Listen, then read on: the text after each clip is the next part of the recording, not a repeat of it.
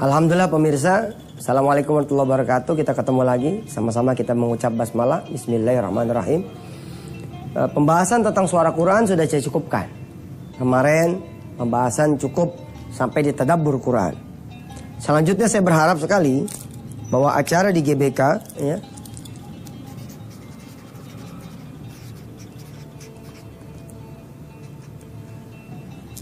bertajuk ngapal itu mudah menjadi semacam training akbar, tausiah akbar, motivasi akbar ya, yang diikuti oleh puluhan ribu jamaah kaum muslim. Acaranya saya pengen bikin 2 bulanan sekali. Sekali lagi saudara, sebagai penutup suara Quran, pembahasan suara Quran, saya kepengen sekali ada acara di GBK bertajuk ngapal Quran itu mudah, di mana puluhan ribu jamaah kaum muslimin 2 bulan sekali berkumpul, berganti-ganti orangnya mempelajari metode ngapal Quran ya, dengan cara yang paling mudah insya Allah. Nah, saya mengundang saudara-saudara semua nanti untuk menjadi tiket boxnya.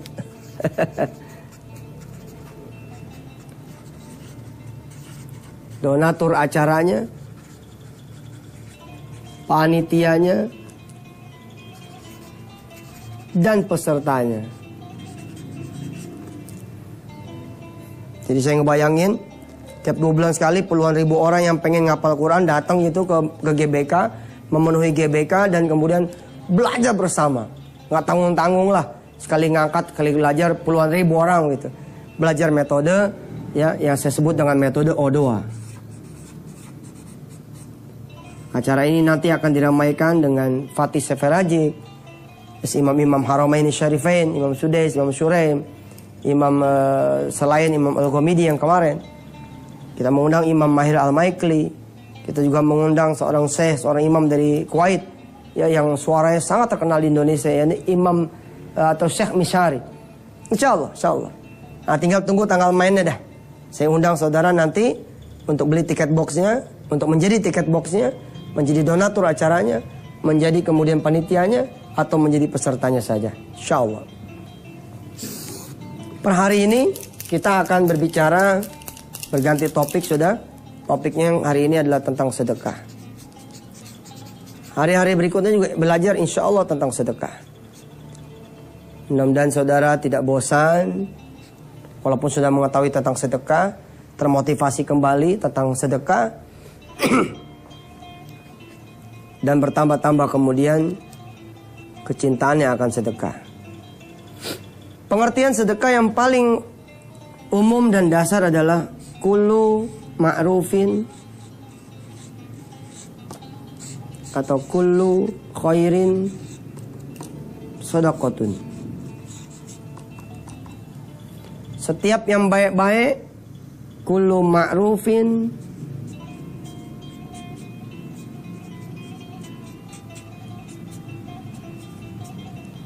setiap yang baik-baik, setiap yang benar-benar, setiap yang manfaat-manfaat, itu adalah sedekah. Jadi nggak cuma bicara tentang duit, tapi juga bicara semua yang baik-baik, itulah sedekah. Sampai kita minggirin paku dari jalanan, membersihkan sampah, tersenyum, mempersilahkan orang masuk, menatap orang sambil tersenyum, menyapa orang, semua dihitung nggak sedekah. Pokoknya semua perbuatan baik sedekah. Tapi memang sedekah juga identik memang dengan sedekah harta. Kita pun mengenal orang-orang yang kemudian bersedekah lebih daripada kita, yakni sedekah jiwanya, raganya, nyawanya, fi sabilillah, berperang betul-betul di jalan Allah. Tidak seperti kita, kadang-kadang sedekah waktu saja kita nggak mau sama Allah.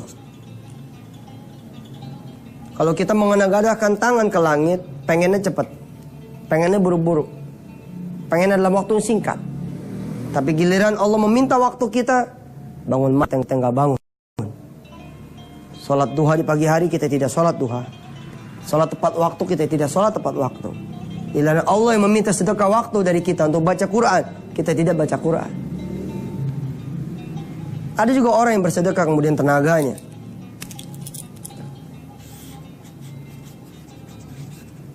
Ada orang yang sedekah kemudian ilmunya. Bahkan terkenal sekali di dalam sejarah Islam. Ketika pertama kali kaum Muhajirin tiba, ya, menemui kaum Ansar di Madinatul Munawwarah, bahkan ada sahabat Rasul yang menyedekahkan istrinya. Subhanallah, nggak kebayang dah. Kalau mau kita sekarang bagaimana ceritanya ini? Nggak kejangkau, emang nggak kejangkau perbuatan sahabat-sahabat Rasul mah. Buat kita nggak ada apa-apanya. Di kemudian hari saya juga menemukan orang-orang gila, orang-orang yang luar biasa dalam sedekah. Ada orang yang menyedekahkan warung lontongnya, isi-isinya, yang kemudian akhirnya dia tutup. Ya nanti kita coba bahas satu demi satu, pelan demi pelan. Bener gak sih sedekah model kayak begini? Dia sedekah warung kelontongnya sama isi-isinya gitu loh. Sampai kemudian dia nggak bisa lagi jualan. Bener tidak? Dan kalaupun benar, kapan peristiwa ini dibenarkan? Kapan peristiwa ini dibolehkan? Dan seberapa besar impactnya sedekah untuk kehidupan kita, untuk kesulitan kita, hajat kita, masalah kita. Dan kapan dia bekerja? Apakah sedekah akan ketemu semua fadilahnya? Begitu saja. Ketika orang bersedekah, terus numbuh, terus kembali, terus dibayar, terus dibayar Allah, diganti berlipat-lipat. Apakah betul seperti itu? Atau ada proses yang mendahulunya? Ada proses yang kemudian menyertainya? Atau ada proses yang kemudian menyusulnya? Kita akan insya Allah dengan izin Allah bahas satu demi satu, pelan demi pelan bab sedekah ini. Mudah-mudahan berguna.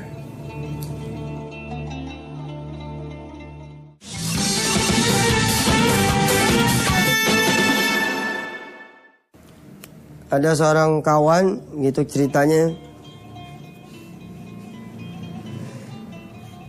mengangkat mobil, beli mobil maksudnya,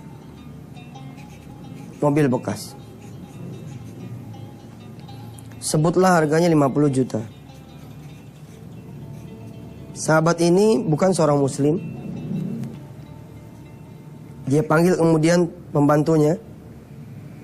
Dia bilang, bagiin duit 1 juta. Lo amplop-amplopin. Lo jalan kanan kiri, depan belakang kita punya showroom. Bagiin 1 juta. Gue habis ngangkat 50 juta tuh mobil. Si pembantunya ini kemudian membagi-bagikan ini.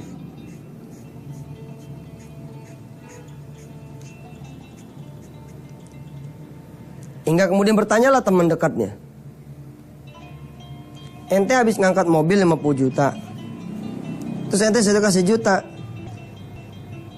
Itu maksudnya gimana? Supaya dagangan lu laku? Apa jawaban si sahabat yang bukan muslim ini?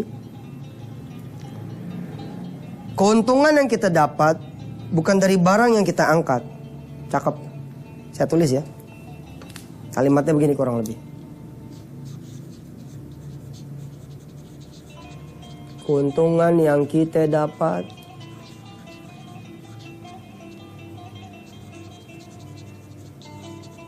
bukan dari barang yang kita angkat, tapi dari sedekah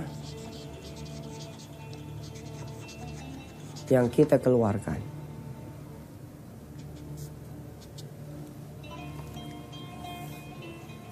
Inilah pelajaran pertama yang bisa saya ajarkan kepada diri saya dan saudara-saudara semua di pertemuan kesekian kalinya tentang sedekah. Keuntungan yang kita dapat bukan dari barang yang kita angkat, tapi dari sedekah yang kita keluarkan. Rupanya beliau ini pengen punya untung 10 juta. Maka dia keluarkanlah 10% dari 10 juta.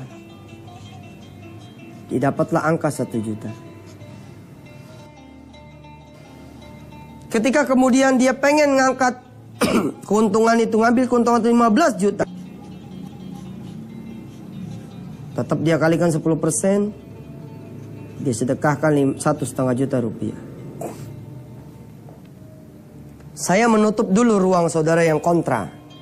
Saya menutup dulu ruang saudara yang kemudian tidak senang, yang tidak setuju dengan pola pikiran yang seperti ini. Sedekah kok seperti mengharap imbal, sedekah kok seperti mengharap hasil. Karena nyatanya Allah sendiri memang menjanjikan hasil itu. Falahu asyru amsalihha.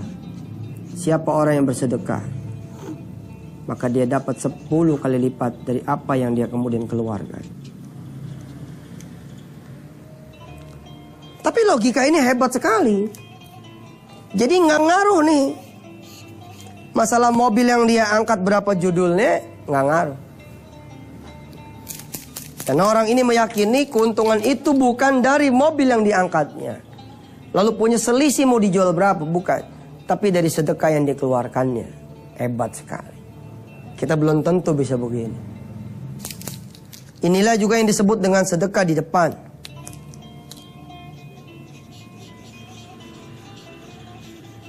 Belum lagi laku barangnya, dia sudah sedekahkan di depan. Perhatikan saudara. Belum lagi laku barangnya, dia sudah sedekahkan. Calon keuntungannya disedekahkan. Sehingga menurut hitung-hitungan matematika sedekah, modal orang ini mengangkat barangnya bukan 50 juta. Tapi berapa? 50 juta plus sedekahnya 1 juta. Sama dengan 51 juta. Luar biasa. Dan orang ini kemudian dari cerita ini saya mengetahui barang kira-kira nggak laku pun Allah kemudian bisa membuat barang ini menjadi laku dengan kehendaknya, dengan jalan bersedekah. Pilihan tentu di kita semua. Apakah kita mau mempercayai janji Allah dan memahami kisah ini sebagai kisah hikmah yang bisa kita telaudani, kita ambil sarinya, kita petik hikmahnya, kita ikutin yang baiknya. Apakah akan menjadi perdebatan sengit belaka tanpa saudara bersedekah? Pilihan ada di diri saudara. Saudara yang punya gaji 3 juta, mungkinkah punya penghasilan 10 juta rupiah? Kalau melihat gaya ini, maka mungkin sekali. Caranya bagaimana? Saudara yang bersedekah 3 juta, saudara yang kemudian punya penghasilan 3 juta, keluarkan di jalan Allah 1 juta. Di atas kertas, saudara akan berkurang menjadi 2 juta. Tapi 1 juta inilah yang akan menjelma menjadi 10 juta rupiah. Ya Ustadz, saya melakukan itu kok, tapi nggak berhasil kok. Ini dia, sedekah. Jangan berhenti sampai di sini. Terus lagi belajarnya, maka terus lagi ikutin episodenya. Mudah-mudahan Allah Subhanahu wa Ta'ala menambah terus pengalaman dan ilmu sedekah untuk kita semua.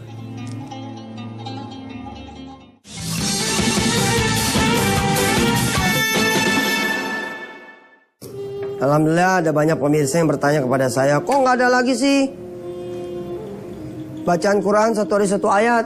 Ya insya Allah nanti diadain lagi. Ustadz, kok nggak ada lagi doa barengnya? Tiap hari doa bareng? Iya ntar diadain. Kapan? Ya udah sekarang aja kita doanya. Kalau masalah ayatnya kita belum dapat bocoran nih. Kemarin udah sampai mana ayat itu? Ayat berapa? Ntar kita cari deh ya. Ntar mungkin besok atau kapan kita mulai lagi. Tapi doanya kita mulai dari sekarang. Ayo pemirsa, siap-siap di depan layar kaca kita berdoa. Yang pertama kita baca suratul Fatihah untuk semua dosa kita. Di antara kita tentu ada banyak yang memiliki dosa. Ada yang pernah menyekutukan Allah.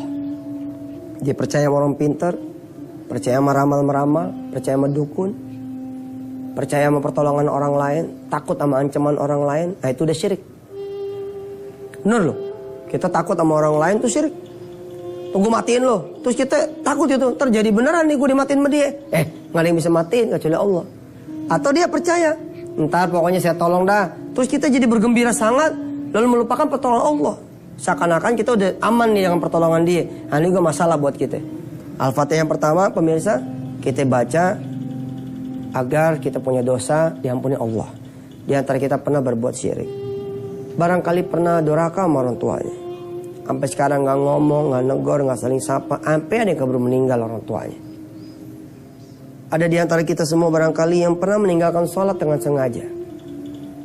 Pulang udah kemalaman, ngantuk, gak kuat kita berdiri, kita tidur. Terus kita bilang dalam hati, capek gue lah, tidur. Ternyata hilang tuh sholat isya. Nah, kita minta ampun nih, kita minta ampun pagi ini. Hari ini kita minta ampun. Atau memang karena kita bilang, insya Allah nanti bangun. Tapi ternyata tetap gak bangun. Isyanya tetap bablas. Alhamdulillah subuhnya pun jam 8 pagi. Mantap udah. Kita baca doa dengan suratul Fatihah. Mudah-mudahan dosa-dosa kita diampuni Allah SWT. Barangkali ada yang diantara kita pernah berzina. Mata dipakai ngeliat yang porno terus. Web porno, CD porno, internet porno. Innalillahi wa inna ilaihi raji'un. Kita berdoa pemirsa dan membaca suratul Fatihah yang pertama ini agar Allah ampuni dosa kita. Ada yang pernah mengaliri darahnya dan darah anak turunannya, darah istrinya, menjadikan daging di dalam tubuhnya dan dalam tubuh anak-anaknya, dalam tubuh istrinya, dalam tubuh orang tuanya. Daging yang berasal dari rezeki yang haram. Kita minta doa agar Allah bersihin, tapi dengan cara yang santun, yang baik, yang tidak membuat kita menjadi sakit. Insya Allah mudah-mudahan Allah Subhanahu Wa Taala ridho sama kita semua. Di antara kita yang pernah makan rezeki haram, Allah hapusin. Allah beri kekuatan mereka yang makan duit haram, balikin. Apa yang bukan menjadi haknya. Yang nggak ngerti caranya gimana, ntar ketahuan kalau dibalikin biar Allah lah nanti yang balikin. Jangan tetap tidak membuat dia menjadi sakit, susah. Insya Allah ampunan Allah bikin kita jadi senang. Qad aflaha man zakkaha, qad aflaha man tazakka. Insya Allah beruntung orang mensucikan diri.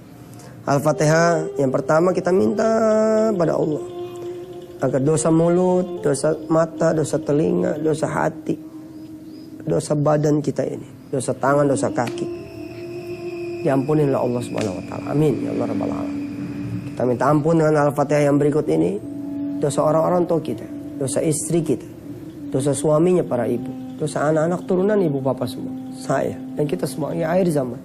Dosa saudara-saudara kanan kiri depan belakang kita, dosa semua orang di seluruh zaman. Wa dzurriyyatahum wa ahlahu ila yaumiddin. Al-Fatihah. A'udzu billahi minasyaitonir rajim. Ar-Rahmanir Rahim. Ihdinas siratal mustaqim. Ghairil maghdubi 'alaihim waladdallin. Al-Fatihah yang kedua buat kesulitan kita, agar Allah angkat kesulitan kita.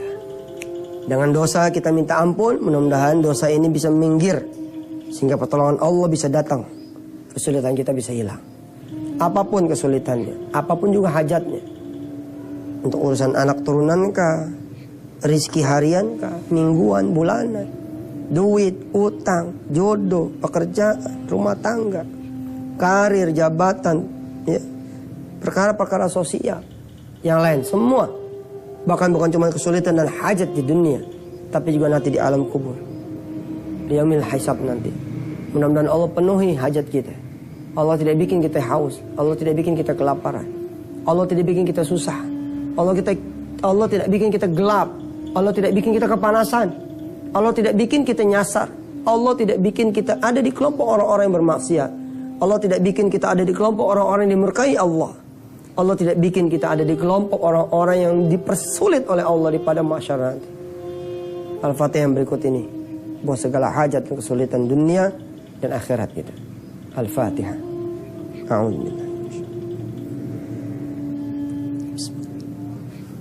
Alhamdulillahi Rabbil Alamin. Iyyaka na'budu wa iyyaka nasta'in. Shiratal ladzina an'amta 'alaihim ghairil maghdubi 'alaihim waladdallin. Al-Fatihah berikut untuk acara kita ini pemirsa bisa Tatian TV, mudah-mudahan saya dikasih sehat, saudara dikasih sehat, Antep dikasih sehat semuanya sampai keuangannya juga sehat. Kita minta sama Allah acara kita ini barokah, bisa menjadi wasilah kita menuntut ilmu dan mencapai ridha Allah Subhanahu Wa Taala. Al-Fatihah.